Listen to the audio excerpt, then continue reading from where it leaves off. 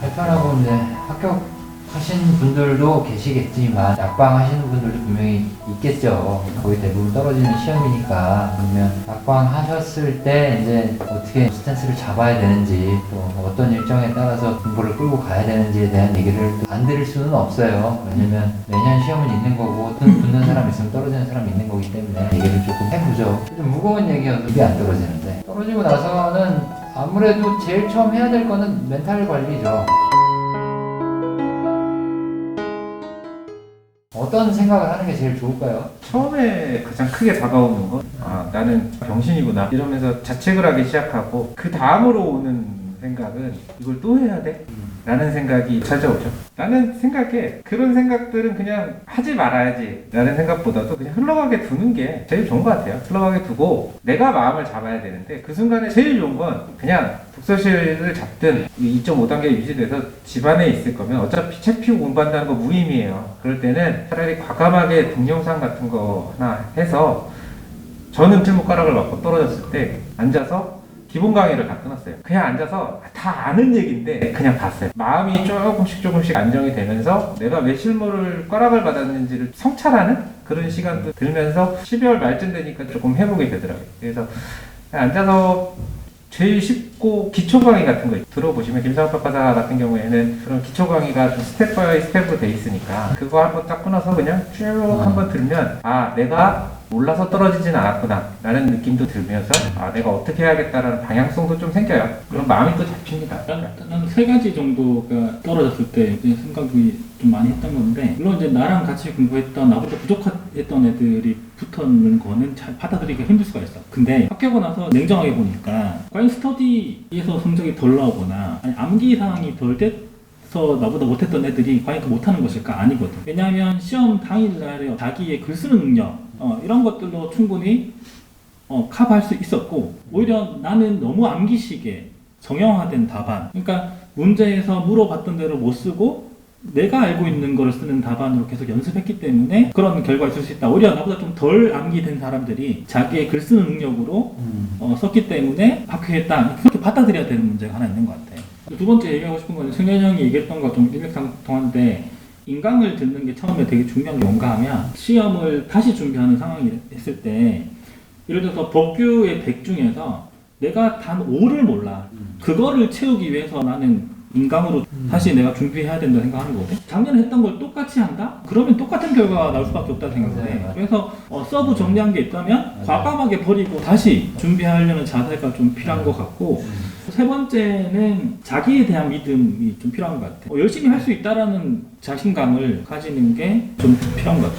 이게 한편으로 보면은 그 1년이 큰 시간은 아니다. 그 전체적인 시간에서 보면 저도 4년차에 붙었고 했지만 지금 돌이켜보면은 2년차에 붙었어도 3년차에 붙었어도 큰 차이가 없는 거예요. 내년 8월에 또 2차 시험이 8개월 뒤에 기회가 있으니까, 그러니까 이제 그런 부분을 좀 이제 마인드를 잘 잡을 필요가 있고 너무 자책하거나 그럴 필요는 없는 것 같고요. 막연하게 그냥 공부하겠다 이런 것보다도 내가 부족한 게 뭐였는지 그다음에 올해는 어떻게 공부해야 되는지 한번 스스로 점검하고 시작을 탁 파이팅 하시면은 분명히 좋은 결과. 떨어진 거요. 그건 너무 자책하지 마세요. 그건 위로받을 일이지 자책할 일이 아니에요. 그냥 위로받고 열심히 하면 돼. 또 구체적으로 어떤 스케줄을 준비해야 되는지, 특히 3년차 동차들 말이야. 동차는 일단은 영어부터 빨리 해결해야지. 바로 그냥 올해 연말까지 끝낸다는 생각으로 해서 토익이든 데프든 빨리 해서 일단 부담감을 좀 떨어놔요. 제일 먼저 선행돼야 될 거는 그러니까 빨리 영어 따고 넘어가요. 그래서 실입업으로 들어와야지 그러면은 안 될 것 같아요. 그거 먼저 하라고 좀 얘기를 해주고 싶고, 그 다음에 나는 동차생들한테 제일 하지 말라고 하고 싶은 거는 1차 2개월 컷, 3개월 이거 안 했으면 좋겠어요. 왜냐면 2개월 컷, 3개월 컷 하면 그만큼 에너지를 많이 쏟아야 돼. 3개월 안에, 2개월 안에. 그렇게 되면 내가 동차를 수행해야 되는데 2차를 손을 놔버려요. 2차가 이번에 어려웠던 이유는 산업인력공단에서 이제 2차 그 응시생 관리를 하는 건데, 맞아. 작년에 1차가 쉬워서 1차 합격생들이 많았고, 올해는 또 응시 좀 늘은 상황에서 그걸 좀 줄이기 위해서. 근데 문제는 또 뭔가 하면 요즘에 경기가 안 좋고 취업이 안 좋아서 내년에 응시생들이 또 더 늘 것 같아. 2년 전에 700명과 내년에 보는 1차의 700명의 난이도는 다를 거다. 조금 안정적인 1차 준비가 좀 필요한 것 같아. 내가 맨날 얘기는 해주는데 그냥 단순하게 얘기해서 밤에는 1차 종차생들. 구체적인 스케줄은 나중에 여기 팀장분들한테 물어보시고 저녁에 하는 스케줄 알고 싶으면 나한테 오고. 그러니까 5년차들은 뭐 잘할 것 같긴 한데 그 많으면 안 되지만 그런 사람들이 근데 3년차들은 상대적으로 많을 수밖에 없고 그리고 동차를 처음 또 준비한 거기 때문에 그런 스킬 관리와 관련해서는 강사들하고 상담을 하는 게 좋을 것 같아요. 상담을 받고 전체적으로 이제 플랜을 3년차부터는 한 2번 해봤으니까 그게 좀 가능해지거든요. 요령이 생기잖아요. 어디까지 해야 되겠다. 그런 게 조금 더 연차에 따라 다를 수 있으니까 가르쳐 주셨으면 좋겠고요. 그다음에 그리고 이제 과목별로 조금 얘기를 해보는 게 어떨까요? 어차피 실법 강사가 다 모여있으니까.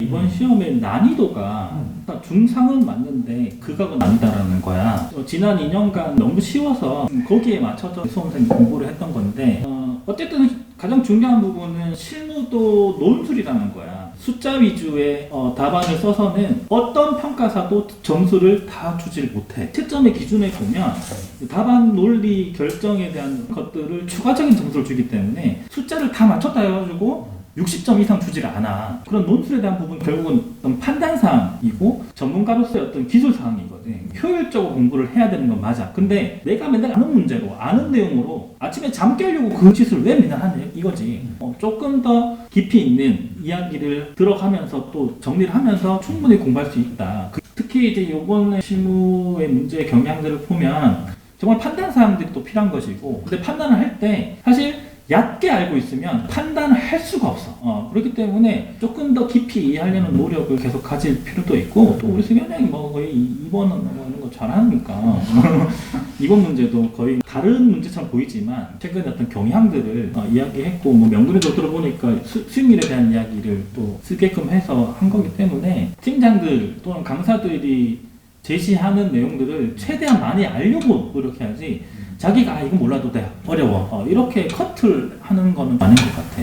어차피 알고 있는 걸 토시 하나 안 틀리고 쓰는 시험이 아니잖아 우리는. 그렇다면 그 방향성보다는 조금 더 생각을 하는 공부를 좀 할 필요가 있다는 거지. 그게 절대 수험의 범위를 넓히거나 장수생으로 간다 이거는 되게 잘못된 프레임이야. 조금 더 하게 되고 조금 더 생각하는 것 자체가 불필요하다 이런 프레임은 정말 우리가 반성해야 돼. 잘못된 거야. 그런 사람들은 내가 보기엔 다 안 돼. 그래서 그런 사람들이야말로 운으로 되는 거야. 저희가 이제 이런 말씀을 드리는 거는 지금까지 여러분들이 해오시던 공부 방법이라든지 어떤 그런 습관에서 조그만 것만 가미하면 되는 부분이에요. 그러니까 맞아. 저도 많이 떨어지다 보니까 정면 승부를 제일 못했던 것 같아요. 근데 2차는 본인이 약하다라고 하는 부분들은 진짜 끝까지 파세요. 그게 분명히 본인한테 도움이 됩니다. 근데 그렇게 하나의 산을 넘어가는 것 자체가 비단 그 하나의 문점에 대해서만 효과를 발휘하는 게 아니라 진짜 넘어가서는 다른 과목까지도 효과를 발휘하는 것 같아. 실무는 그 두 분이 말씀하시는 내용 위주로 조금 생각을 좀 많이 해보셨으면 좋겠고요. 이론은요. 이번 시험 관련돼 있으신 분하고 이제 얘기를 해봤는데 딱 한 가지 얘기가 나왔던 게 수험생들은 뭘 물어보는지조차 알지를 못한다라는 얘기였었어요. 이제 본질적인 거에 대한 생각을 좀 할 수 있는 시간 자체를 확보를 해서 공부를 하시는 게 좋겠다라는 생각이 들고요. 또 하나는 이제 이론만 국한된 건 아닌데 얼마 전에 제가 저희 법인에 있는 소속평가사랑 같이 밥을 먹다가 너는 스터디 시간에 가가지고 뭘 했니? 라고 물어봤어요. 제가 뭐라고 얘기를 했냐면 연습을 했대요. 하루는 4, 3, 2로 다음 주는 3, 2, 2로 1번부터 4번까지 문제 분석 다 한 다음에 답안 써보고 또 어떤 날은 1번 문제 분석하고 1번 답안 쓰고 2번 문제 분석하고 2번 답안 쓰고 이런 식으로 계속 그 연습을 했다라는 거야. 근데 이 연습을 분명히 할 필요가 있어. 특히 3년차들. 그 생각까지만 조금 해주셨으면 좋겠어요. 저는 여기까지만 할게요. 네. 복수는 그 진도별로 쭉 한번 흡줄 생각이고요. 그래서 그 감을 최대한 올릴 생각이고, 그 다음에 이제 판례에 대한 두려움은 시험 직전 또는 이제 3기, 4기쯤에 해서 판례를 한 번에 딱 정리하는 걸로 해서 판례에 대한 부담감을 덜어드릴 예정이고, 그 다음에 1월 안에 그 서브 형식으로 하나 준비를 하고 있습니다. 그래서 복정도 그걸 가지고 이제 암기식으로 진행이 되고 있습니다. 그리고 뭐 또 지금 비대면 주간인데 내년 시험을 대비해서 일기 스터디를 들었던 수험생들도 과연 이제 내년 스터디의 스케줄이 어떻게 되는지 우리 우리는 2기잖아. 다른 학원도 1기인데 그 2기의 시작과 네. 일정이 어떻게 되는지 궁금해하는 수험생들도 많은 것 같아. 일단은 2기 시작되는 것부터 말씀을 드리면 이제 1기가 이번 주에 이제 종료를 하죠. 네, 12월 12일 날 종료를 하면은 우리들 원래는 이제 바로 시작을 하는 걸로 생각을 했었죠. 시험이 뒤로 밀리면서 조금 시간이 생기긴 했죠. 게다가 변수가 또 하나 생겼어요. 지금 2.5단계로 연말까지 가는 상황이기 때문에 스터디 시작 자체를 비대면으로 개강을 한다는 것 자체는 양쪽 다 부담이 많이 가요. 강사들 입장에서도 그렇고 실제로 와갖고 준비를 하는 수험생 입장에서도 이제 그 부담이 많이 가기 때문에 잠정적으로 이제 저희가 결론을 내린 거는 1월 2일부터 이제 개강을 하는 걸로 결정을 했죠. 8주가 이제 시작이 되는 거고 아마 중간에 정리 주간은 없겠죠? 1월 2일 날 개강하면 정리주간이 있는데 네. 상황이 계속 안 좋아서 1월 초에 또 비대면으로 가야 되는 경우라면 네. 개강을 늦춰서 중간에 정리주간 없이 어쨌든 최대한 대면으로 가자라는 게 학원이나 강사들의 방침이고 그 이후에 또 어떤 이슈가 발생한다 하더라도 원래도 우리 팀장들이 비대면 주간 또는 시험 기간이 늘어나는 그 네. 사이에 스케줄들을 관리를 최대한 할 거니까 출발은 그렇게 된다는 거 알고 있으면 믿고 따르면 되지 않을까. 그래서 상황에 따라서 연장 또는 뭐 시점이라든가 이런 것들은 저희가 결정을 해야 될 것 같아요. 일단. 네. 스터디는 그렇고요. 시간이 길어졌으니까 마무리를 할게요.